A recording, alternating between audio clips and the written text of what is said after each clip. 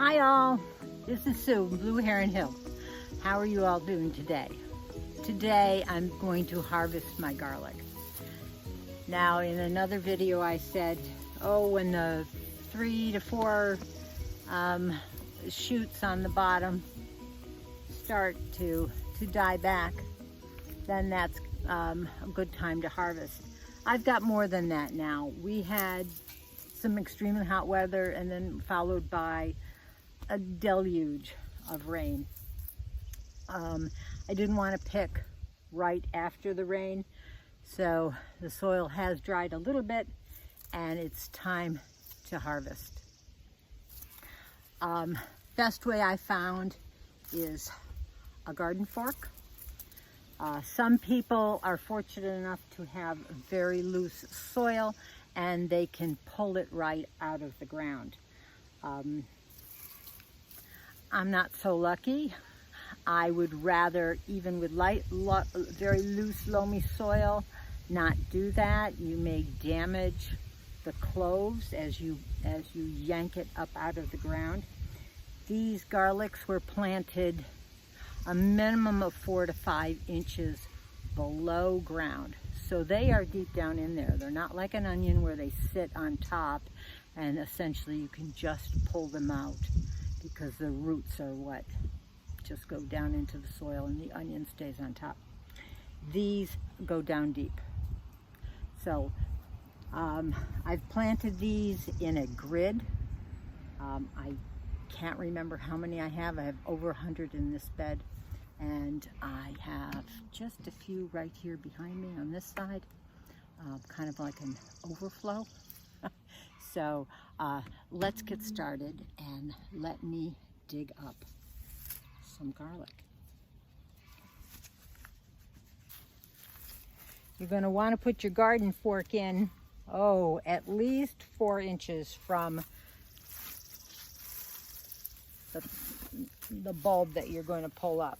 Now I went down deep and it still wasn't coming up. So I'm going to have to gingerly tease this up.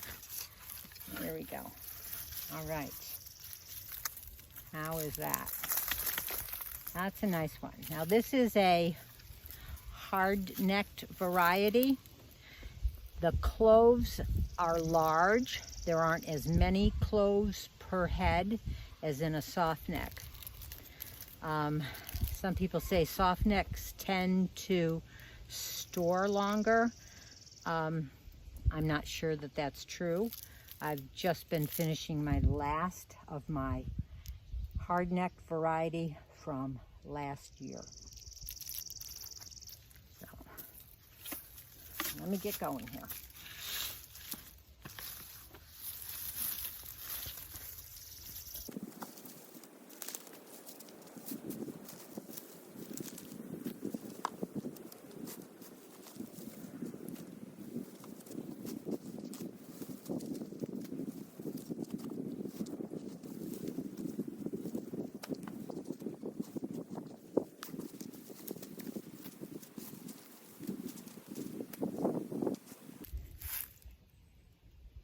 This is the harvest of this one bed. This is a 4 by 8 foot bed, and this is the remains. I do have a next door invader. This is a raspberry patch right on the other side, and this guy has decided to come up into my garlic bed. I will transplant him. I'll dig him up and put him back in his row.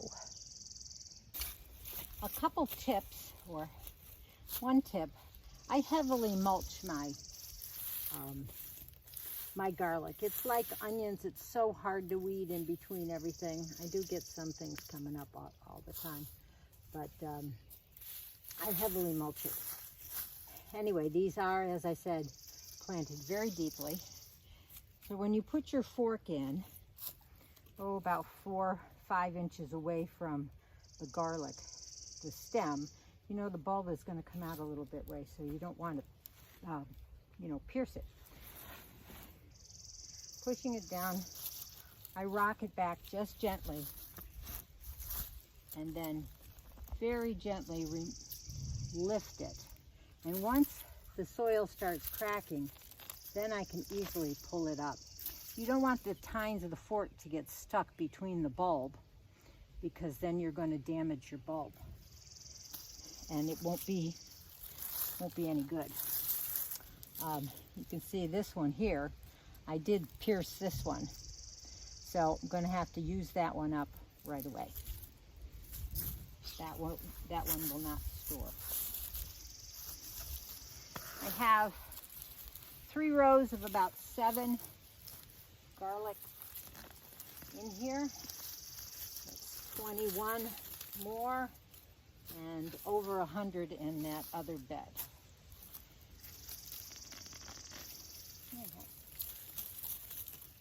Very good. If it doesn't come out easily, don't force it, and pry it up with your fork or shovel or whatever implement you're going to use.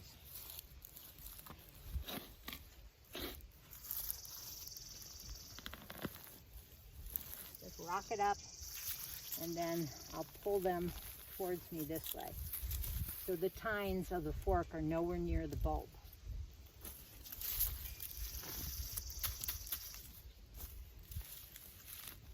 Now that one's not coming, so with a gentle tug, needs a little bit of encouragement.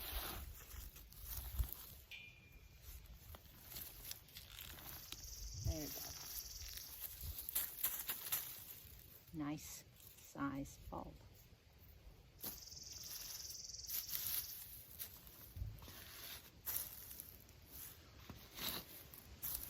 This right here, if you can see this is actually a leek blossom, because I had leeks in the little bed next to these garlic.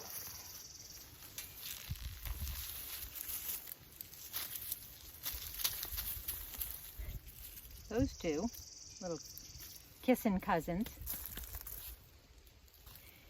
don't hit the bulbs together to knock off the dirt. You can hit the stems, but you may bruise them at this point in their harvest. What we need to do next is a curing process for garlic, and I'll get into that in a minute. Ooh, look at that lovely one. Wow. Now for next year's garlic crop, I will save some of the larger cloves from this harvest to replant in the fall. Ooh. Nice. And that way I ensure that the best ones are going to go on to grow more big and beautiful heads of garlic. One benefit from hardnecks varieties of garlic is you get, first of all, you get a harvest of scapes. And I can link the video that I did on garlic scapes right up above. So you get your scapes in the late spring, and then you can get your bulbs in the beginning of July. Well, oftentimes you do miss a scape, and the scapes start out as curly, and then they shoot up straight into a very hard stalk, and this is, this is the flower. And if I let this go, this would produce seeds, and I can grow garlic from seeds. But I choose not to, because I can grow garlic from the clove, and the clove is technically the second year of this biennial. And that will give me the second year, and the scape, which is the flower stalk. I actually had 2 of them. Can't find the other one now. I will use this head of garlic up as one of my first uses because I think it pulls, to send up this flower stalk, it pulls a lot of energy from this bulb, and then you don't get as much goodness, garlic goodness from it. So you miss escape occasionally, but no harm. Here is a small bed of onions. Now, the tops have all fallen over. Actually, they've dried. We've had 2 days of very hard rain, nearly 4 inches total, perhaps a little bit more. I didn't want to harvest them when it was soggy, wet, so I let them stay. And most all of the tops have fallen over, so they're definitely time that I harvest it. Now these are very, very small, so this is a contrast to my onions that are over on my drip irrigation system over in the main garden. These got no drip irrigation. They all had just primarily rainwater, and a few times when I got out here to water this bed.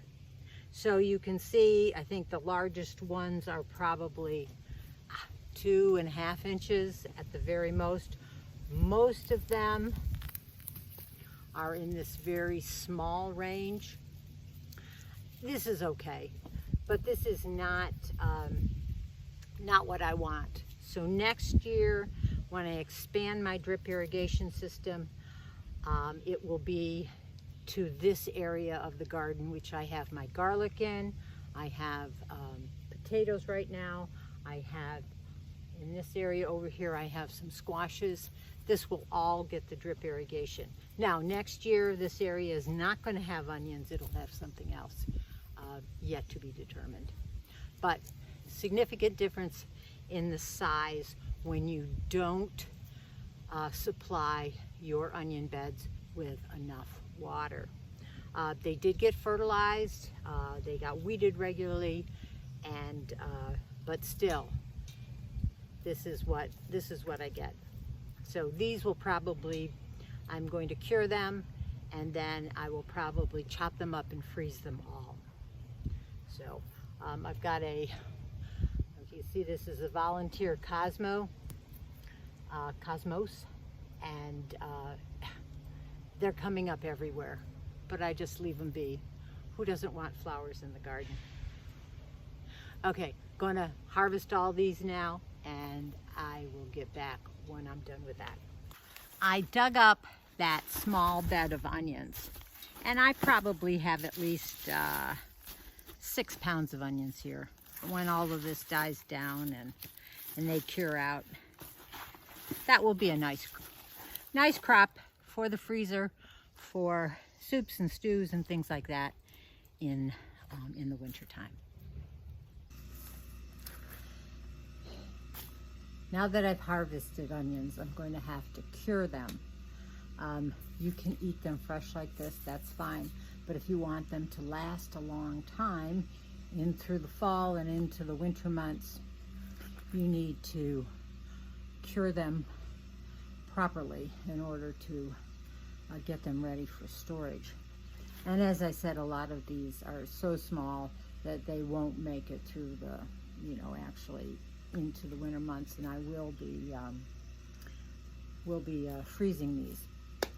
But I still have to cure them. And there are a couple requirements, and the same holds true for both the onions and the garlic that I harvested. They need to cure in a dry location and out of the sun and with a good airflow. So 3 things that you have to look for. I found that under my porch is an excellent spot because it stays dry. We get a great airflow. We get breezes off from the bay here, and and it's relatively cool here. They're not going to roast and get beaten up by the sun. So what I do is I have an old baby grate, a baby playpen thing that I put down. The substrate here is just gravel, which is fine because that keeps down the humidity from just bare ground. And all you have to do, oh, they're still warm from the sun. I don't cut the tops off yet. Sometimes I'll braid them if I have, I'm not sure these are braidable because they're so small. You want to lay them out so they're not touching. And they're going to stay here for a couple weeks until the tops have all dried, the roots have all dried up, the soil is dried off. No need to really dust all of the soil off now. It'll come off very easily when it's dry.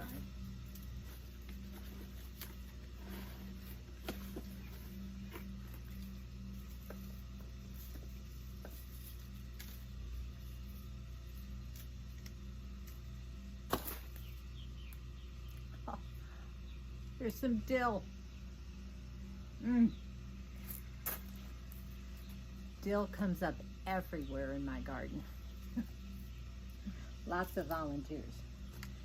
Anyway, small little crop. I've got larger ones in the garden. These are curing now. Be a couple weeks, 2 to 3 weeks. Come and check on them. You know, every once in a while you can turn them. Make sure nothing is rotting. If you accidentally speared them with a fork or something like that, you need to make sure that you take those out of the rotation here. So, but anyway, that's what you do for onions. The same thing holds true for the garlic. So, it also needs a cool, dry location, plenty of airflow, and out of the sunlight. These are still moist from growing, and we want to cure them. So they're going to be laid out. I have this old screen door. It's worked well. I have another one that I'm going to have to get out too because these are just not all going to fit on the same one. So you can start by laying them out. No need to brush off all of the soil. That'll dry, and then eventually the skins will become papery like you see in the market and stuff. And then you'll cut the roots off and, you know, cut the stem off. Anyway, so these are going to get laid out in the same fashion as we did the onions, more or less.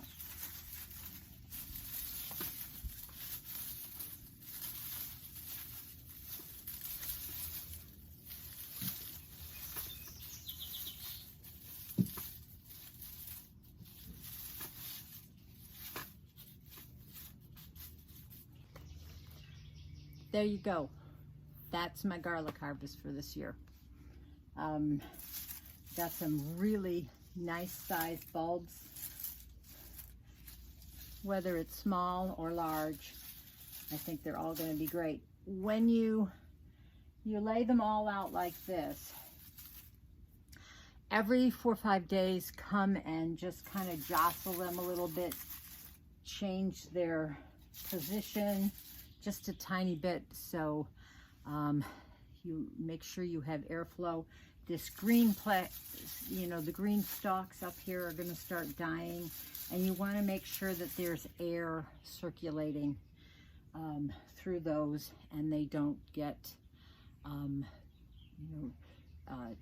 any mold or anything like that. If that happens, make sure you you cut off the stalks and everything. But anyway, I started counting and I sort of just lost track. I know I have upwards over 100 for sure. And I will keep out, at least 100 cloves for next year's harvest. So, but I got plenty, and it should last me through the winter and into the springtime. Thank you for joining me on my little onion harvest and my gigantic garlic harvest. I hope you learned something. Hope you enjoyed this video. Give me a thumbs up if you liked it. Subscribe if you haven't, and share with anybody that you think might like this content. So until the next time we go digging in the dirt, happy gardening. Bye-bye.